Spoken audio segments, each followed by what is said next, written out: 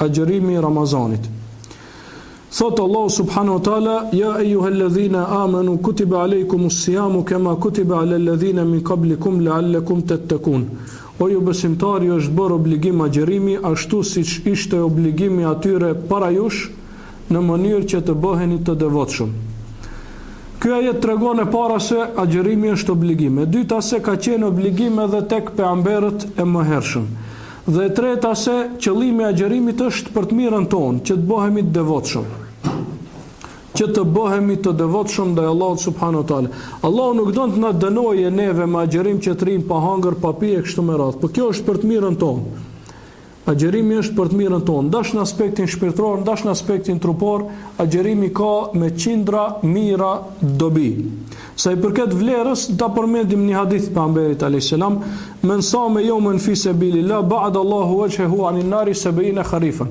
Thot pejgamberi alayhis salam, kush agjeron vetëm një ditë për hir të Allahut, Allahu do t'ia largojë fytyrën e tij prej zjarrit të xhehenemit 70 vjet. Ka përmend këtu 70 vjeshta. Më thonë vetëm një ditë, sinqerisht Allah të largon ty për xhehenemit, po të agjerosh komplet Ramazanin, 30 ditë. Po si kur të agjerosh edhe mbrenda vitit nafile diçka, para mendo se sa do të largohesh prej xhehenemit. Sepse prej adhurimeve që më shumë ti e disiplinojnë njeriu është agjerimi. Një njeri që është i disiplinuar që 12 orë, apo kur është dita më gjatë 14 orë, apo më shumë, 3 pa hëngër, pa pi,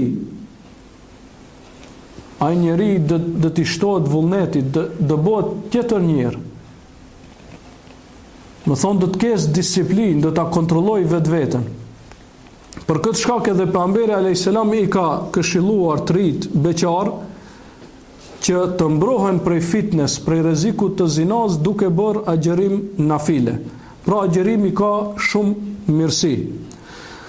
Imam Dhehebiu e thot një fjalë për agjerimin që duhet të jetë pra vërejtje për secili njeri që nuk agjeron, thot: "Wa nashukku fi islami man la yasum." Dhe thot, ne dietarët dyshojmë në islamin, fen atij që nuk agjeron.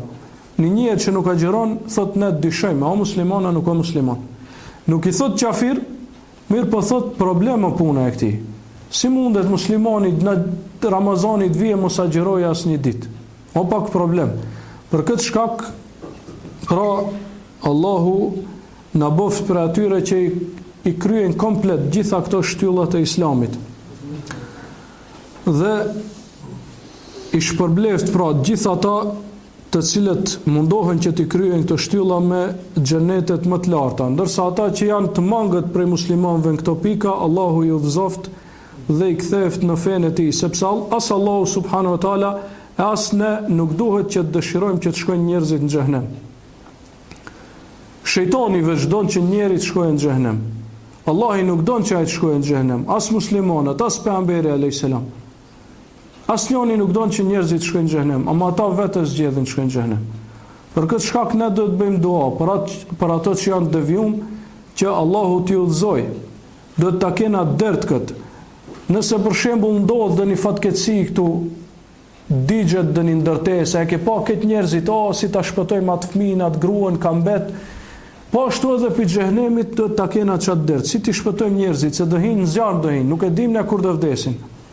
Për këtë shkak e lutim Allahun subhanahu wa taala që na udhëzojë të gjithëve dhe të na kthejnë vendbanimin tonë të parë në xhenetin Firdaus. Ma bëni Allah edhe një herë që e zgjata, Allah e shpërbleft.